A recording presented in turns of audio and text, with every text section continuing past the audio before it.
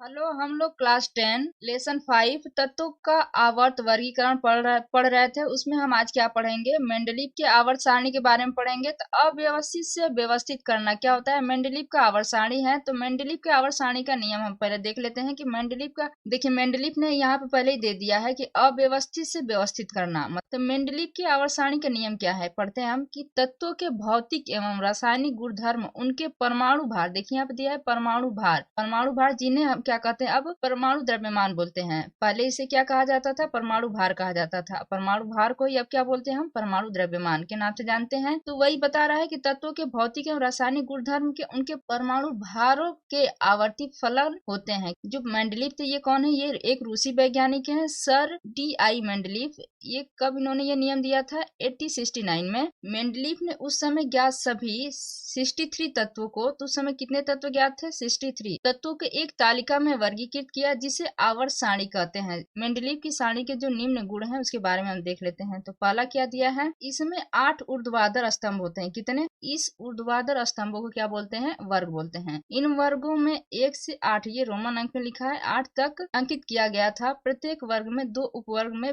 जो प्रत्येक वर्ग थे वो क्या थे? 2 उपवर्ग में विभक्त किए गए थे, उपवर्ग ए और उपवर्ग बी। दूसरा है, इसमें 7 क्षैतिज पंक्तियां थी जिन्हें आवर्त कहा गया। क्या कहा गया? आवर्त कहा गया। पहले जो आवर्त था, पहला आवर्त को क्या कहा गया? लघुत्तम आवर्त, तथा दूसरे और तीसरे आवर्त को लघु आवर्त कहा गया, तथा चौथे और पांचवें आवर्त को दीर्घ आवर्त, तथा छोटे आवर्त को दीर्घतम आवर्त कहा गया। सातवां आवर्त जो है अभी तक अपूर्ण है। कहीं कहीं बुक में दिया है कि जो ये 7 क्षैतिज दिया है ना, यहाँ पे दिया है क्या? 12 क्षैतिज पंक्तियां हैं। तो आपको जो सही लगे आप वो लिख सकते हैं। मतलब हम कह सकते हैं कि इसमें 8 ऊर्ध्वाधर स्तंभ जिसे वर्ग कहते हैं, तथा 12 क्षैतिज पंक्तियां होती हैं जिसे क्या बोलते हैं? आवर्त कहते हैं। तीसरा दिया है, जहां तत्व किसी स्थान पर व्यवस्थित नहीं हो सके। मतलब इन्होंने क्या किया था? अव्यवस्थित से व्यवस्थित किया था, व्यवस्थित क्रम में इन्होंने लिखा। किसमें लिखा? परमाणु भार के बढ़ते क्रम में व्यवस्थित किया इन्होंने। मतलब नहीं हो पा रहे थे जो तत्व, वहां उन्होंने क्या किया? खाली स्थान छोड़ दिया। तो वहां किसके लिए? कि बिना खोजे तत्वों के लिए जगह छोड़ दी गई। जैसे कि टिटेनियम है, को एल्युमिनियम के नीचे व्यवस्थित नहीं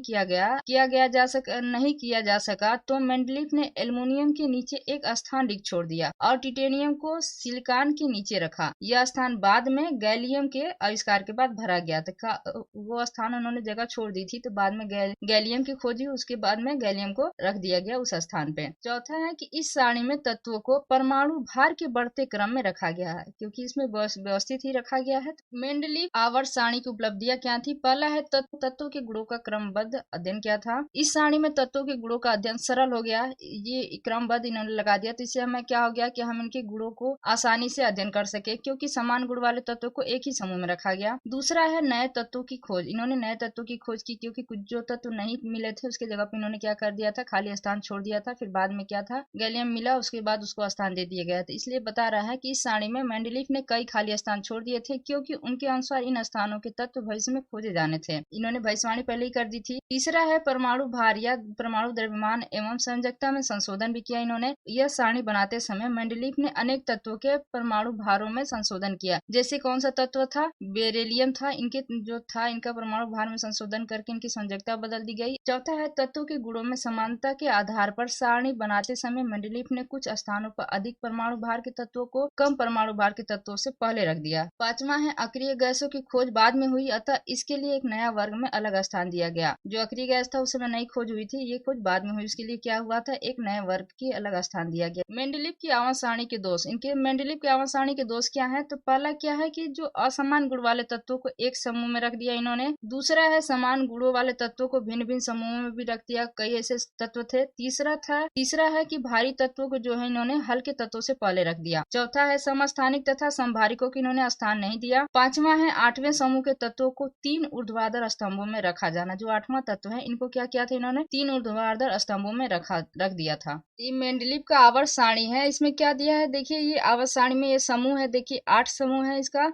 ये जो समूह है ये वर्ग कहलाते हैं। ये जो नीचे है ये क्या कहलाते हैं, आवर्त कहलाते हैं। और ये जो इन्होंने वर्ग बांटा था ए और बी, देखिए ए और बी वर्ग हैं। इसके बाद ये जो ऑक्साइड हाइड्राइड जो है, ये ऑक्साइड हाइड्राइड जो है ये आर की जगह पे क्या है, ये कोई एलिमेंट है, उसका ऑक्साइड है, जैसे कार्बन। और देखिए इन्होंने ये हाइड्रोजन, इसके देखिए परमाणु भार है, हाइड्रोजन का परमाणु भार कितना है, 1.00। ये सबके जो है परमाणु भार के इन्होंने बढ़ते क्रम में रखा है। ये नीचे जो है बढ़ते क्रम में, ये जो लास्ट में 8वें वाला में क्या था, इन्होंने बताया था कि इसमें देखिए इसमें क्या है, इसमें देखिए 3 तत्व हैं, 1 2 3। ये क्या था, इनके तीन तीन जो है 3 ऊर्ध्वाधर स्तंभ में रख दिया था इन्होंने। और देखिए इसमें जो अक्रिय गैस है नहीं है कहीं भी, देख रहे हैं आप, इसमें हीलियम कहीं है, हीलियम हीलियम नहीं है इसमें। Thank you for watching, please like and subscribe my channel.